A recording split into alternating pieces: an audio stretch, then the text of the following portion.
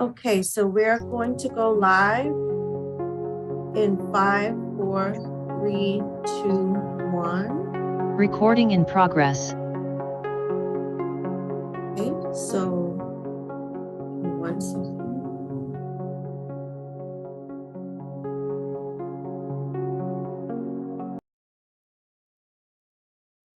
Okay. Olivier, go ahead.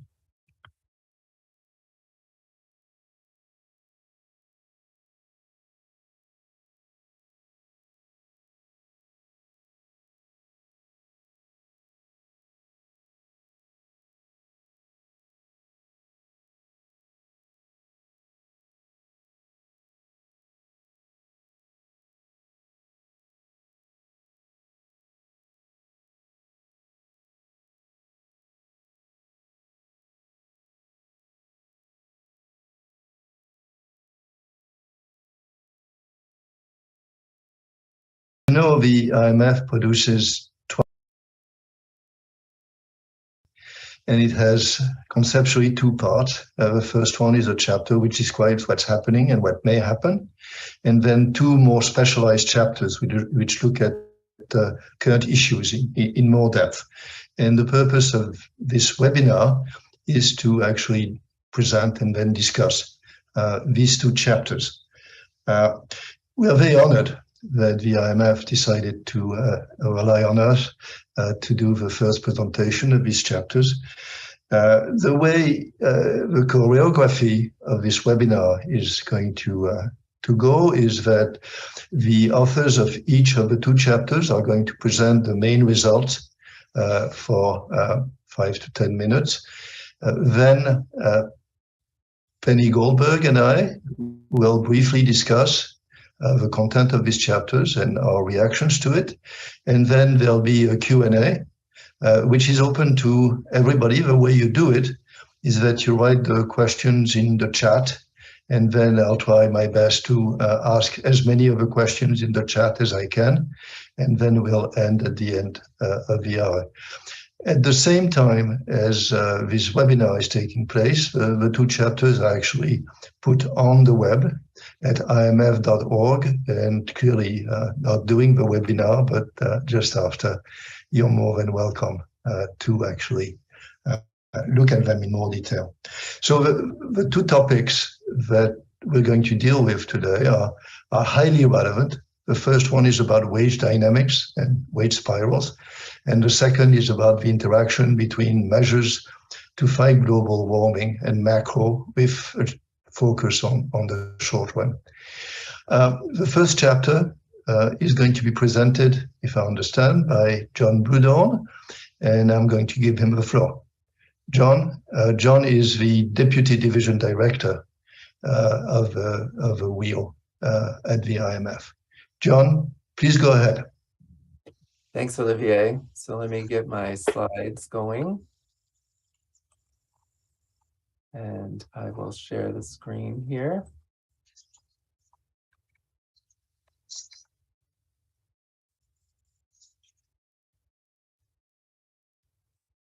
And hopefully you can all see okay. Okay. All right, let me move this. Great. So, well, thanks very much, Olivier and the Peterson Institute, for the opportunity to present some of the key findings from our first analytical chapter of the WIO on wage dynamics. It reflects the work of a great team of IMF colleagues that are listed here. The motivation to undertake the analysis is pretty clear. Inflation has been reaching 40-year highs in some economies, and labor markets have been very tight, raising concerns that the economy could get into a wage price spiral of continually rising inflation and wage growth. Against this backdrop, this chapter examined 3 broad questions. First, what does history tell us about wages and prices after episodes similar to today's? Second, how well has recent nominal wage growth been explained by inflation expectations and labor market conditions? And third, could wage and price pressures post-COVID lead to high and persistent wage and price inflation? We looked at these questions through a mix of empirical and model-based analyses, Given the time constraints, I'm going to highlight just a selected set of the findings from the chapter. So first, let's look at how wage and price dynamics in the COVID recovery compared to the past. Since 2021, inflation has moved much higher on average than it was pre-COVID, while nominal wages, here on a per worker basis, have seemed to go back to their earlier trend on average. Looking back in time, we identified 22 earlier episodes exhibiting a configuration of inflation, wage growth, and unemployment paths similar to those over 2021. Specifically, we looked for episodes in advanced economies where the following conditions held for at least 3 out of a block of the previous 4 quarters. Rising inflation, nominal wage growth was positive, real wages were flat or falling, and unemployment was flat or falling. After these periods of rising inflation, but flat or falling real wages, inflation tended to fall on average, and that's shown by the blue lines here. While unemployment tended to go down a bit, nominal wage growth tended to increase and real wages also increased. Importantly, we do not see signs of a wage price spiral emerging in these past similar episodes on average. However, there is a wide distribution across the episodes. That's the shaded areas here.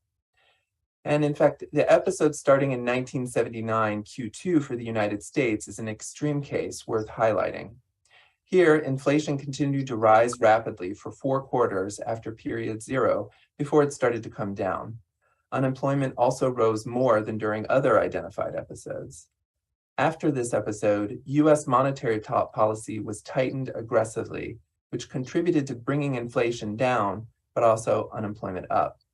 Notably, nominal wage growth was relatively flat during this episode, contributing to an initial decline in real wages, which then turned around as monetary tightening brought down inflation. Similar to the average case, we don't see signs of a wage price spiral taking hold. We also tried to further unpack the drivers of recent wage dynamics. To do that, we estimated wage Phillips curves by economy groups, relating wage growth to inflation expectations, unemployment, and some other variables. With the estimated curves, we decompose the change in wage growth relative to its pre-pandemic level for advanced and emerging market economies, respectively. There are a couple notable features. First, both the crisis and recovery were unique, with the wage Phillips curve relationships actually appearing to break down. That's shown by the very large other category in these. In fact, at the beginning of the pandemic, the drop in wage growth was less prominent than predicted by inflation and unemployment movements in advanced economies. And that was particularly true in the US. In emerging market economies, the drop in wage growth was sharper than predicted by unemployment and inflation expectation changes. Second, in both economy groups, wage growth quickly recovered in 2021 above pre-pandemic levels. But this recovery was mostly in line with observed drops in unemployment and pickup in inflation expectations. By the end of 2021, wage growth did not seem to be abnormally above that predicted by unemployment and inflation, as we can see by the shrinking other category. Nonetheless, we did see an increasing role of inflation expectations that likely continues today. The large unexplained components observed during the COVID shock and recovery reflect the shock's unprecedented and complex multidimensional nature. In other work in the chapter, we used a rich multi-sector, multi-economy model to study the roles of more fundamental shocks over 2020 and 2021, and found some important roles for changes in private savings, commodity prices, and labor supply, among others, in driving wages and prices. Finally, to better understand the prospects for wages and prices given this context, we estimated a model that includes wage and price Phillips curves, and importantly, that can accommodate different processes for how businesses and households form wage and price expectations, which, as mentioned, have grown in importance in explaining wage growth. Here, we show some scenarios calibrated to the US under the announced policy rate paths from the perspective of early 2022, and assuming there are no further shocks. If expectations are rational, that's the dashed lines, that means they incorporate all available economic information, then inflation starts to come down rapidly over the next quarters to reach the 2% target, with expectations coming back very fast. At the same time, the real wage declines, but does not fall so far before starting to come back. In contrast, if expectations are fully adaptive, that's the red line here. And what that means is future expectations basically shift 1-for-1 with the latest inflation and wage growth. A much more unfavorable path for the economy evolves. Inflation keeps rising for a few quarters and nominal wage growth picks up, but not enough to prevent a large deterioration in real wages. Inflation ends up de-anchored and well above target for many years. Reality is likely between these extremes. If businesses and households learn about the economy using information over the past few quarters to shape their expectations, which we call adaptive learning, and that's the blue lines here, then inflation comes down, but only very gradually, remaining somewhat above target for a prolonged period. Real wages deteriorate initially, but stabilize as nominal wage growth stays steady while inflation declines. Note that with even fully adaptive expectations, we do not see persistent wage price spirals emerge with the cost push shocks coming from outside the labor market. In fact, by lowering businesses' real costs, real wage dynamics help to slow inflation. Even so, the scenarios do suggest that it is very possible for inflation and expectations to become de-anchored from target if monetary policy is not sufficiently responsive. And in further analysis, we show this. The more backward-looking expectations are, the more front-loaded and stronger monetary tightening needs to be to bring inflation back to target. To wrap up, I would just, this just highlights some of the key findings here that I'll zoom in actually on the last one in the interest of time. And that's this one on the future wage and price developments being dependent on how expectations are formed. Our analysis suggests, right, that the risk of any wage price spiral is low on average since the underlying inflationary shocks do not come from the labor market. The negative real wage gap is actually helping slow inflation and expectations in this case. We also see, though, that the monetary policy response to this inflationary environment should depend on whether wage and price expectations are more or less adaptive. The more backward-looking they are, the stronger the tightening will need to be to avoid inflation staying above target for a prolonged period, and also ensure that real wages don't fall too much. So the concluding message to take away here is that policymakers have to walk a narrow path, tightening to manage inflation and expectations without having too much of an adverse effect on labor markets. And I'll conclude there. Thanks. Thank you very much, John. It's a lot of material to absorb in a few minutes, and you were very good at keeping time. So I hope that we go further down in the Q&A part. The second paper is about the short-run macro effects of the various measures that we need to take in order to fight global warming. And if I understand, it's going to be presented by Benjamin Carton. And Benjamin, this is yours.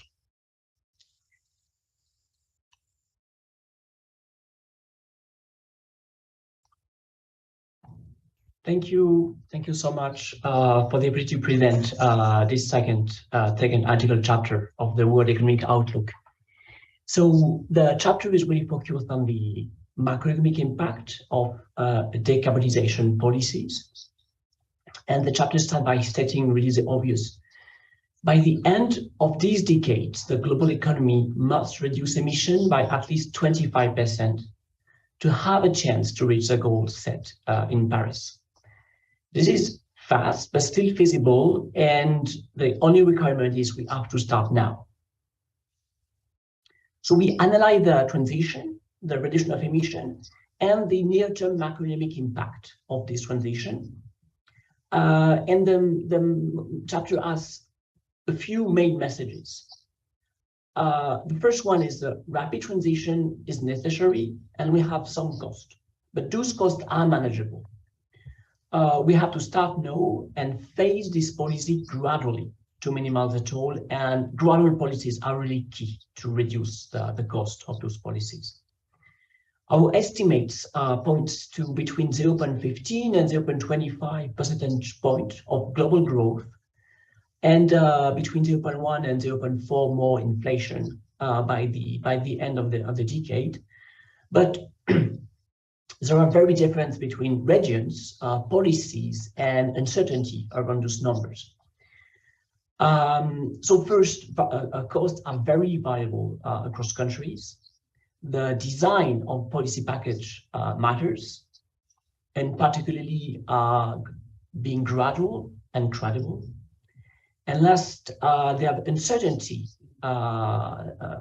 here around those numbers coming from the ability of the energy sector to reduce emissions. The main message is, as long as climate policies have a limited impact on output and inflation, they do not represent a significant challenge for monetary policy.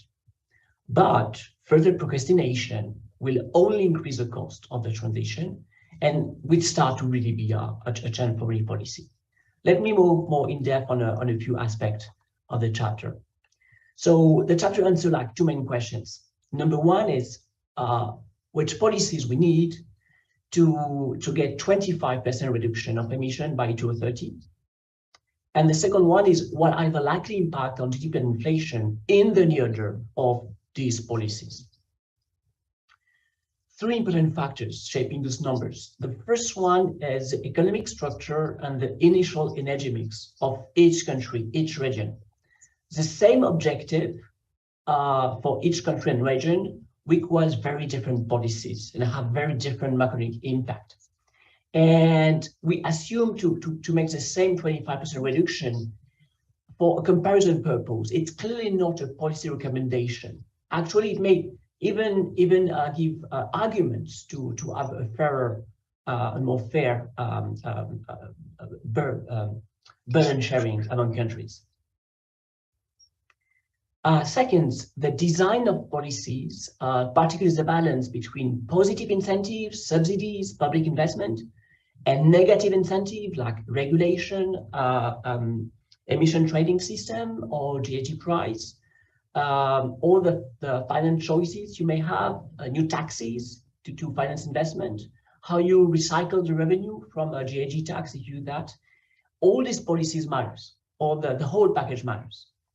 And third, you have a large uncertainty related to how easy, how difficult is the transition in the energy sector. And so the main question we have is like, for a given reduction of emissions, what is the likely impact on GDP? It's not that complicated actually to square numbers between GHG emission and GDP. And I just want to show you a few aspects of that. First, energy plays a leading role. So to reduce emissions, you have to reduce emissions in energy. And there is two ways to do that. Either you decarbonize energy or you save energy. And the more you decarbonize energy, the less you have to save energy. So it's the split between the two mechanisms is very important for macro impact. The second thing is, if you have less abundant and more expensive energy, then you have to scale down the number of machines using energy in the economy. And this is basically what we call the capital stock. And so one of the channels to reach decarbonization emissions may impact GDP through investment and capital stock accumulation. The charts show here like different numbers for different countries. We have a range of values because we are interested more in not like a single value, or we don't want to give the sense of precision that we cannot have. But it's a range of reasonable value depending on the initial structure of the economy and how easy, how difficult the transition in the energy sector is. Okay, now I move to the impact on inflation because it's the second important issue. We have three main channels through which inflation may increase because of climate policies. You have the direct impact on consumer prices because households purchase energy. You have an indirect impact on non-energy goods and services because the production cost of firms increase because firms are using energy. And the third main one is second round effects, or what we call the wage price loop, in that higher prices may modify the way firms and employees negotiate wages. On the chart, you have like different values of possible values for inflation on GDP. Inflation is in the red area and GDP is the blue area. And the left one, you have a very favorable case, which is very likely. You have a swift decarbonization in the energy sector. You have a gradual and mild increase in energy prices and very little inflation. This poses absolutely no challenge to monetary policy. And it has nothing to do with what we are currently experiencing, with huge and just over a few months increase in energy prices. In the middle panel, you have, let's say, a less favorable case where it's a little more difficult to decarbonize energy. And because of that, it requires more saving of energy, higher energy prices, and more inflation and less growth. But still, you see the numbers, and this is for a very reasonable, difficult transition in the energy sector, particularly in the electricity. And the last panel on the right, it's a very unfavorable case where, in addition to difficulty to decarbonize energy, you also have aspect of a wage price loop. You have a de-anchoring of inflation expectation. It comes with further increase in inflation and, more importantly, driving back inflation to target. If this is really what monetary policy want to do, will come at a higher GDP cost. So the main policy recommendation from that is monetary policy credibility is absolutely key to keep the macroeconomic cost of decarbonization policies very manageable. And climate policy design can help reduce inflation risk, so can help monetary policy here. Let me go to the last case. We currently have high inflation in many countries, and it's already a challenge for monetary policy. So in the conjuncture, shall we postpone climate policies? It's a very fair question. The answer for us is clearly no. Assume that you want to have the same reduction in 2030 and the same cumulative reduction of emission by 2040 to really keep Paris within reach. Then policies, delayed policies, will have to be much more stringent, phasing much faster, and the GHG price will increase much more and very rapidly. And so the impact on GDP and inflation will be much higher. And I show you on the chart on the right, delayed policy, the macro impact of delayed policies is 2 to 3, even maybe 4 times more important than if we have gradual policies. So really, our conclusion here: waiting is not a solution if you want to address the problem for monetary policy. Let me go back to the main policy messages. So first, ensuring the temperature remains below 2 degrees will require immediate, credible, transparent, and ambitious action. This as like the main thing from this presentation. Such a major shift in economic structure imposes short-term economic cost. Those costs are dwarfed by innumerable long-term benefits of slowing climate change.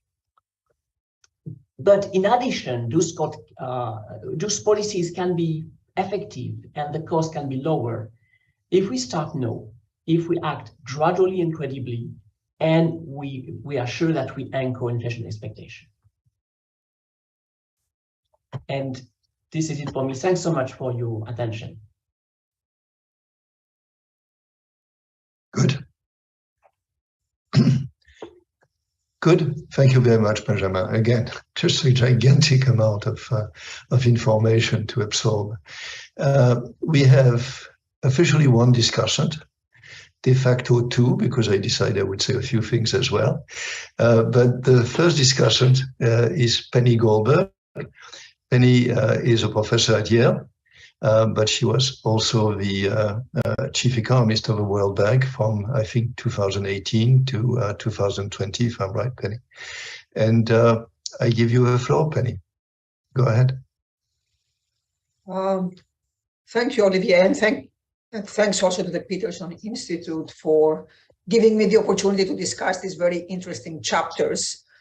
So let me start by commending the IMF for the choice of topics. I don't think we need to spend much time on motivation, but these are the two most important issues facing the world economy today. So it's great to have the IMF expertise speak to them. So let me start with chapter 2. Chapter 2 focuses on inflation, but on a very specific question, namely, should we be worried about wage price spirals right now? I think this is in everyone's mind. And I would summarize the answer in 2 words, good news. What the chapter shows is that it's unlikely that we'll be faced with price wage spirals. And this conclusion is based on 2 lines of thinking that are closely related. First, if we look at historical experience of what has happened in the past in similar episodes, we don't see such spirals. Whenever we saw them, they were short-lived. One important caveat, actually the authors are very careful to point out the nuances and caveats throughout the chapters, but just to point this out, what we observe, the outcomes we observe are jointly determined by exogenous forces, by exogenous events and policy responses. So what we observe speak to policy responses as much as to what happened in the past. But if we look at these episodes, the message is good. This is reinforced also by regressions that come at the end of the chapter that focus on pass-through of prices on wages. This pass-through is close to 0 for goods. It's about 10% for services. So if I just look at these regressions, having looked at nothing else, I would say the likelihood of such a spiral is very, very low, and that's good news. The second line of thinking, the second piece of evidence is if we estimate the Phillips curve, as John pointed out, the Phillips curve broke down in 2020. This is not surprising given the nature of the shock we faced. But in 2021, it explains the developments quite well. And so the residual is very small. And if you focus on the estimates suggest that expectations are very important, more so than labor market slack. And the good news about this is expectations can be managed by appropriate monetary policy, both directly by communication, but also through interest rate policy. And this has been happening in the last few months. So this is all good news. In general, I find the conclusion credible. I'm on board with this, but let me just point out 2 recent developments that make me a little cautious about predictions for the future. And I would like to point out that in this particular case, this particular inflationary episode, many people got it wrong. Many economists, including Fed officials, these are all very smart people with great training and great credentials. But what we were faced with was a series of overlapping shocks that no one had predicted. So the business of forecasting, needless to say, is extremely hard. But with this in mind, let me point out two developments that I think are specific to our current situation. The first one is that we've seen a shift in attitudes towards work. In economic terms, I would say that what this means is the elasticity of labor supply may be different in the future. Terms such as quiet quitting or great resignation have become standard in the press or in social media. And at this point, it's not clear whether this is just transitory and confined to the US, or whether this is going to be a general trend going forward. So the chapter points out that because of health concerns, many people didn't want to go back to work. I think it goes beyond health concerns. There is demand for work-life balance. As I said, the attitudes have changed. And what this implies for inflation is not quite clear. On one hand, you may say that those employers who are willing to provide better conditions to workers, they may do that in lieu of higher wages. So this may actually constrain further nominal wage growth. On the other hand, there are also firms that may not be able to provide this, that need the workers to come back because they need the face-to-face interaction. And in these cases, nominal wages may have to go up by more. We don't see that yet, simply because I think labor supply has not responded at all. It's not that higher nominal wages bring people back to work. They just don't come back to work. So this is one issue to be careful about. And it's too early to say anything with confidence yet. These are all trends that are unfolding right now. But as an academic, I would like to keep an eye on it, get data from more countries, and see how it evolves over the long run. That said, in my personal opinion, I would speculate that it's unlikely that this would fundamentally alter the conclusions of the chapter. The second trend is more worrisome in my view, and it has to do with this tendency that we've seen, especially in the last year, to decouple from international markets, to redesign supply chains, or to use the more extreme work to deglobalize, reshore or friendshore. I would argue that the reason that we've seen very low inflation in the past 3 decades is this was the age of globalization, including a period of hyperglobalization. And even though econometrically it's very hard to pin down the effects of globalization on prices or wages, I would argue that the global economy, the globalization, had a lot to do with the fact that prices and wages were kept in check. When you may lose your job to someone abroad, to a low-wage country, or to machines, technology was, of course, also important. When you face this risk, you don't bargain very hard. And similarly, firms had constrained pricing power. The attitude towards globalization has changed in the last few years, but especially in the last year since the war in Ukraine. And I'm not so much worried about the direct effect that the war had on energy prices or food prices.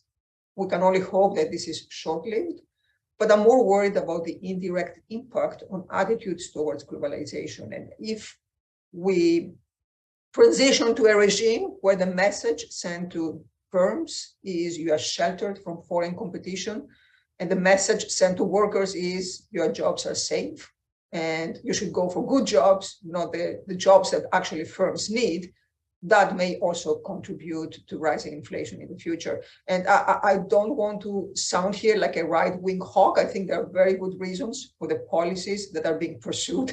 There were serious concerns about inequalities, real wage stagnation, and so on. And these are things we all advocated for in the past.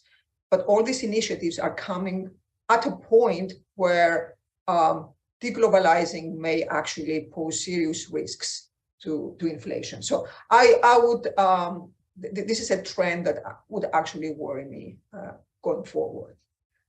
There's a third development I didn't touch on so far, which is how do policies to address climate change also interact with inflation?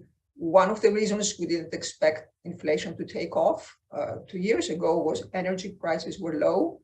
This has obviously changed, but what has happened in the last year also shows that energy is important for inflation, and policies to address climate change are going to have implications for energy prices in the short run and also for inflation and growth. And from that point of view, Chapter 3 is extremely valuable. It speaks exactly to this issue. So as I was reading Chapter 2 and I was asking myself this question, it was very natural for me to go directly to Chapter 3. So again, I'm grateful to the IMF for asking these questions that have been in people's minds for a while. I say that Chapter 2, I view the main conclusions as being good news. I actually view the main conclusions of Chapter 3 as being very bleak news for the world economy. And the reason for that is, in my opinion, the realistic scenario is the one that Benjamin showed last, namely the one about delayed implementation. And the one thing the chapter shows is that delays have very serious consequences for both inflation and output growth. As much as I hate to say that, I think policies to increase carbon taxes are politically infeasible right now. No matter how hard economists push for them, we can see what happened in the United States. Worldwide, we see no support for decarbonization policies that are based on price instruments, on taxes, as opposed to subsidies. And so I think this is a sad reality that perhaps we need to acknowledge at this point. So the chapter focuses exclusively on taxes as the instrument, as the relevant instrument for climate policy, and there is a good reason for that. In the short run, this is the instrument that's most likely to make a difference. But if we abstract from what is desirable, what we would support from a normative point of view, and we ask the question, what is feasible? I'm wondering whether we should shift the focus and the discussion completely to other instruments, acknowledging the fact that tax increases or carbon taxes are not going to be implemented in the near future. So this is my main comment, and let me add, two more thoughts on how to go about modeling decarbonization policies. So the chapter borrows very heavily on insights from monetary policy, where it has been shown again and again that it's very important for monetary policy to be credible and time consistent. And the chapter makes a very convincing case that in this case, if monetary policy is credible, the costs are manageable, both for output and for inflation. I think the chapter would benefit from drawing also on a different literature on political economy. I think the main reason carbon taxes have not been implemented, at least in the United States, is not that people are so concerned about the macro effects, it's the political economy. States have very different interests. There is not a unified constituency pushing for tax-based instruments to address climate change. So I think political economy has to be the starting point of if we contemplate policies that can actually be implemented in the short run. Secondly, I also think distributional consequences have to be front and center in this discussion. And the chapter does actually a very good job in considering different ways of using the tax revenue. So one of these ways is to compensate low-income households, which are likely to be more affected by regressive taxes.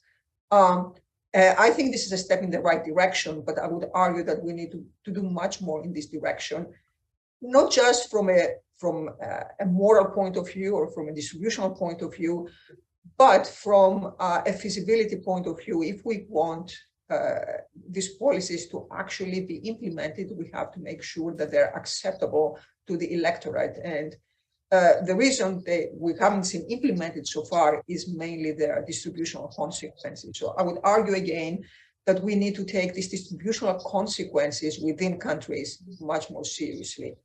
And last but not least, so let me, for a moment, wear my old World Bank chief economist hat.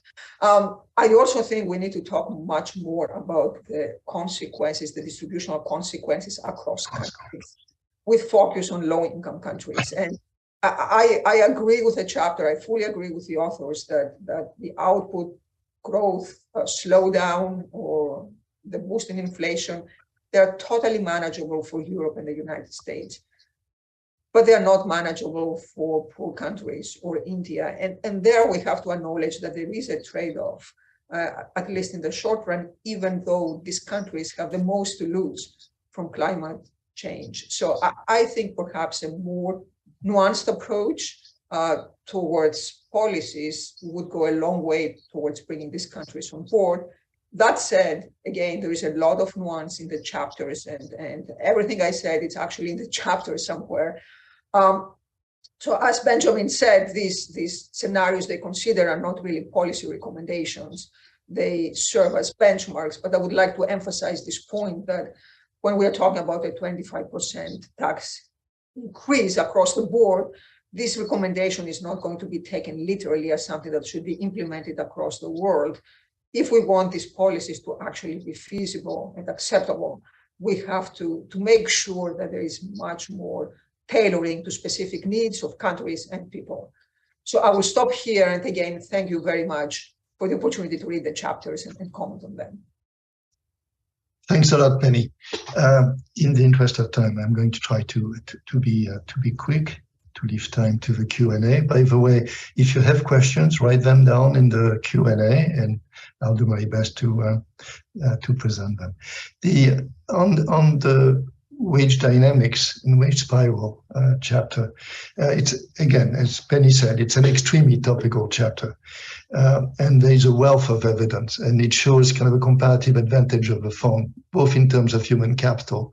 If you look at the list of number of people involved in the project, and the information capital, which is the ability to look at not just one anecdote, but everything which has happened for which we have data, and that's precious.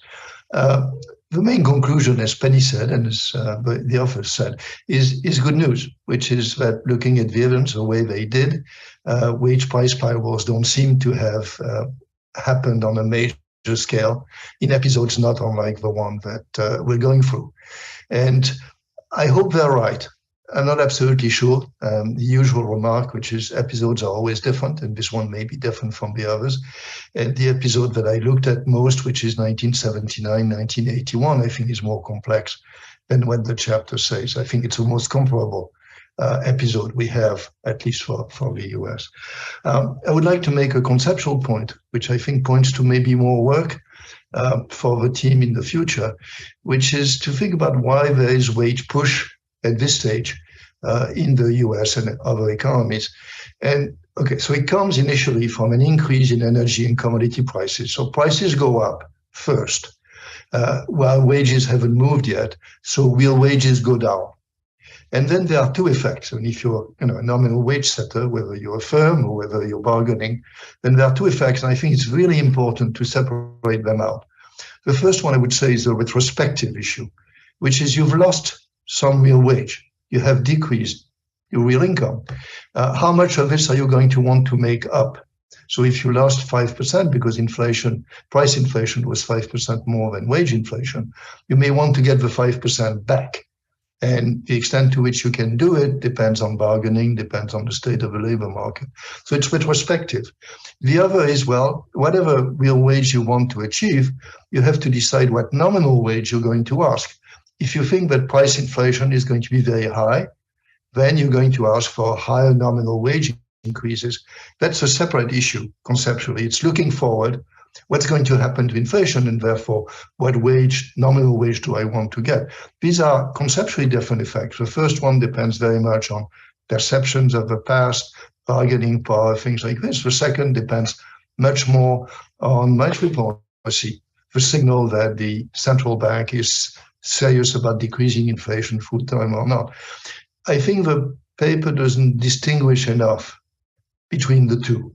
And it seems to me that at this stage, looking at what's happening, that's really the issue. On the one hand, I think that the Fed looks more and more responsible and committed to a target. So the prospective effect is there. The workers know that there's not, at least believe that there's not going to be inflation forever. But the retrospective part is much less clear. We have overheated labor markets in a number of countries, the US, many European countries. And if the workers want to basically get their real wage back, then they are going to ask for nominal wage increases, and this is going to lead to more inflation. I think that distinction is very important, and I would say, the chapter is a marvelous first step, but you should go further. Let me turn to the decarbonization paper. There has been, fortunately, I think we're having a better sense of what the policies to fight global warming have to be. We have understood that the carbon tax by itself will not do it, that regulation by itself will not do it, that subsidies will not do it. We understand that there are distributional effects which have to be dealt with, which Penny talked about. So I think that we're starting to have some plan, which has all these dimensions in it. It has a carbon tax, and that's absolutely essential, but it has other things. Now, I think there has been progress there, but the macro aspect really hasn't been dealt with in any serious way. What's great about the chapter is that it's really a very good, useful first step to say, okay, suppose we do these things, what are likely to be the effects in the short, the medium, and the long term, although this paper focuses on the short term. And again, here it comes with a number of really interesting conclusions. The first one, and it's an amazing conclusion in a way, which is that if we want to decrease emissions by 25% by 2030, we can do it. And I think many people would have said, can't be done. Now, again, that's based on the model that they are using, and it can be done at a carbon price which struck me as reasonable from a political and economic point of view, which is, if I have it right, basically rises from $0 to about $80 in 2030, which is perfectly within the range, given that there are estimates that we have to go to 200 or more. So here again, I think there is good news. The second good news is, well, we can do this. There'll be a bit lower growth, but nothing really to write up about. I mean, in the range of uncertainties about growth, that's noise. And then the third one is that delay is very costly. Although here, maybe you have played against yourself. Maybe, delay of 1 or 2 years may not be a big issue if we're willing to do the adjustment of 10 years more. It seems to me that the trade-off may be more favorable than it is. But still, it's a really important first step because it's done, quantitatively with a model which has many of the things that we want to have it in. So I really like it. My reaction to it is it's a first step, and I congratulate the fund for doing it. It's a very small first step.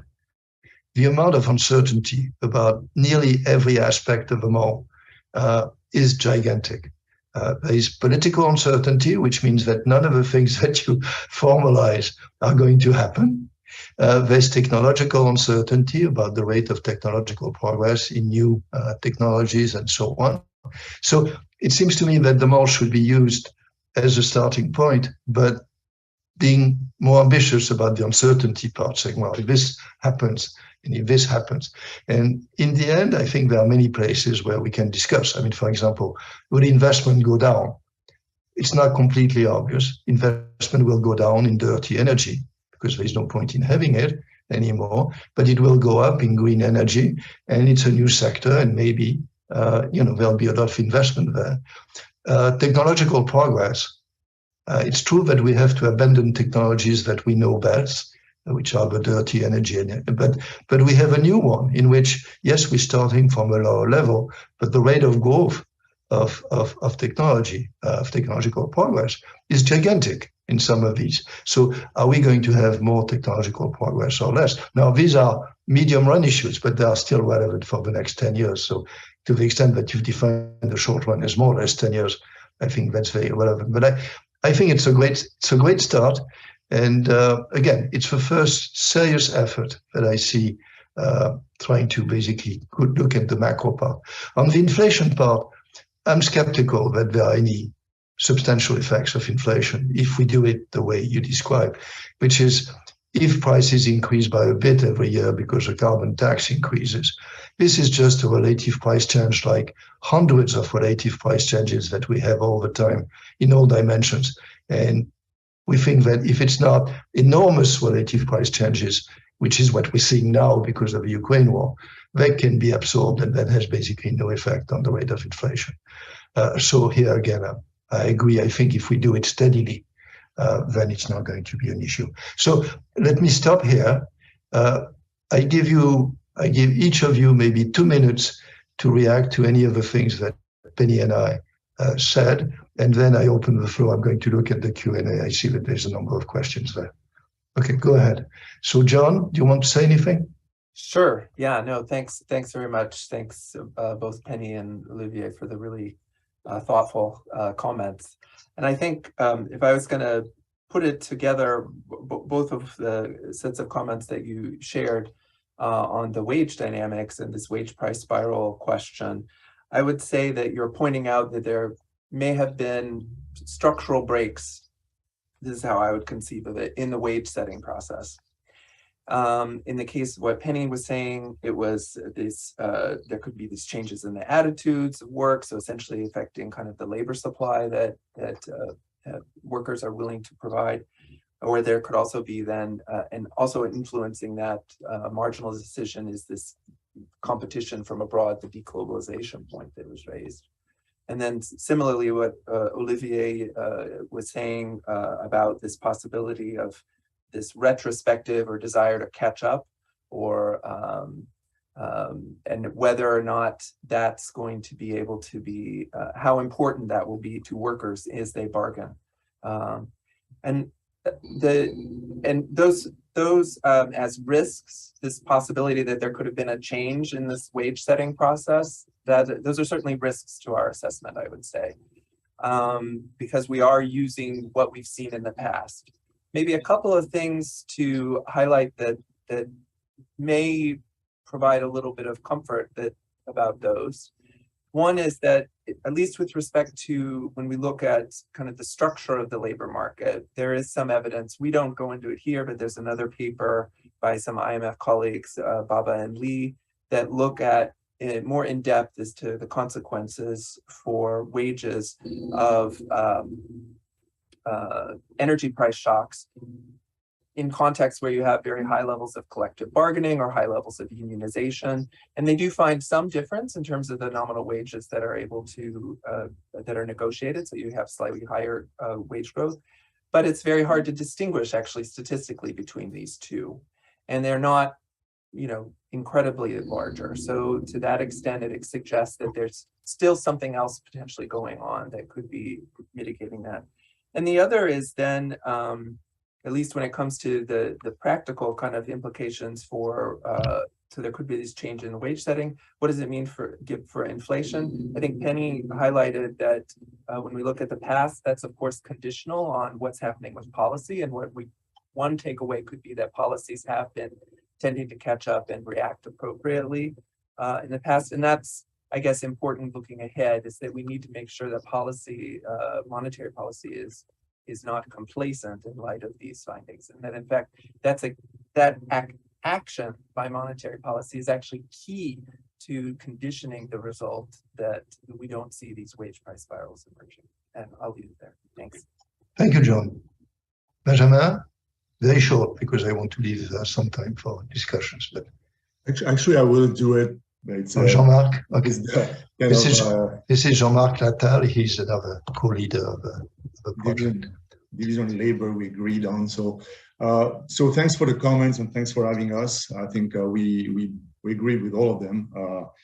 Basically, I think just stepping back quickly, reacting to Penny's comment.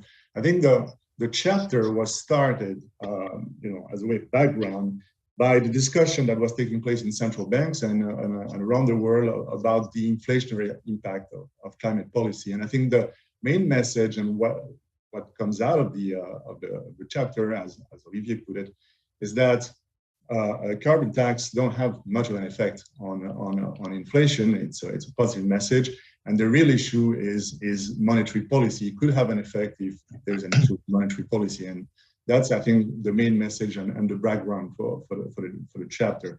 The second reason for focusing on carbon tax, and as well as Olivier put it, is that carbon tax should be part of the comprehensive package to deal with decarbonization. Actually, it's also already part of a package in about 45 countries already, and yeah, it takes time to be stepped up.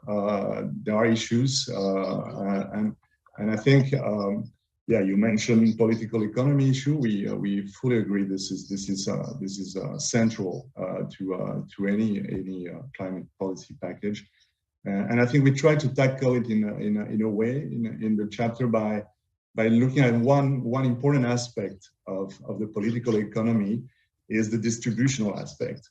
You need to get wide acceptance the policy to be able to get traction and to be able to implement it and to be effective. And the chapter in the model, what we do is we have a package. We have many packages, and in all of them we have a part that is transfers to low income households. The idea is here again, make it palatable and make it acceptable for the largest number is key to make it credible, and again to minimize the effect of carbon tax on the economy. It has to be credible. So carbon tax is good because you can have a whole path ahead of you, and workers and firms can plan. So to have a credible package, you need to have wide acceptance, and this is the way it will be effective and minimize the cost, because agents will adjust. Jean-Marc, let me stop you, because I want to, and I have questions which are going, so I'm going to come back to you. Penny and I had questions, but I think we're going to pass given the time. I'm going to take some of the questions. I have 13 questions I cannot answer. I cannot ask all of them, but I'll take a few. I think one is climate change is going to imply a lot of reallocation. What implications does this have for unemployment? Is it something that you have in your mind? I'm going to ask the three questions, which we probably have some time to touch. The second is, you assume that all countries basically have to decrease emissions by 25%, but it's clear that should be different numbers. You've been very explicit. Have you explored simulations in which you basically ask some countries to do more? Basically, the cost of decarbonization is much lower in some poor countries than in rich ones. Have you done anything? And then the last question is, what about the inflation reduction package, or the so-called inflation reduction package? How does it fit your analysis? Have you tried to do simulations which show what it does or it doesn't do with respect to global warming? Now, these are three questions. I think given the time, you have 4 minutes to answer them. But let's try to do the best we can. Jean-Marc or Benjamin, I think. No questions to you, John. I think there are a few, but I'll pass. Go ahead, Jean-Marc, or go ahead, Benjamin. Thanks so much. I will try to answer these three questions. So the number one on labor market and the risk of unemployment because of this huge labor reallocation. So obviously, it's one of the concerns we have with our climate policies. Remember, we do gradual policies over a decade, 2 decades. This gives time, and particularly if the policies are credible. Gradual and credible means we know where we go, so everyone in the economy can start to adjust now to things that will happen in 5, 10, 15 years. And this is key to smooth the impact on the labor market. It's one of the reasons why gradual here is very important. Second thing, it's a lot of reallocation. It's inside, for instance, the energy sector, and workers could move inside these energy sectors because the type of skills they have could be very similar, and the cost to train them to move to another is really manageable. The second question of simulation, where some countries do more, some countries do less. Absolutely, we did. It was too much material for the chapter, so limit yourself. And all the comments you made, both Penelope and Olivier, and we thank you so much. You are giving us a research agenda for many years, and we agree with most of the directions you're giving. Exactly the type of questions we have, and particularly this question of fairness, how to limit. So preliminary simulations really show that you can reduce the global burden. You can reduce the global cost with a better burden between countries, exactly in the direction you mentioned. The third one about the US package, it came very late. We are not ready to have a full understanding of it. So we will likely prepare something later. So stay tuned on that for the coming month. Very good. I'm afraid, and we do apologies to the people who have asked questions, but we have to end this webinar now. Let me again thank the IMF teams for the tremendous amount of work that they have done. Let me thank Penny for finding the time in a very busy schedule to look at the papers and discuss them, and Peterson for organizing all this. Good luck. Let's hope that what you say actually happens. Bye. Bye all.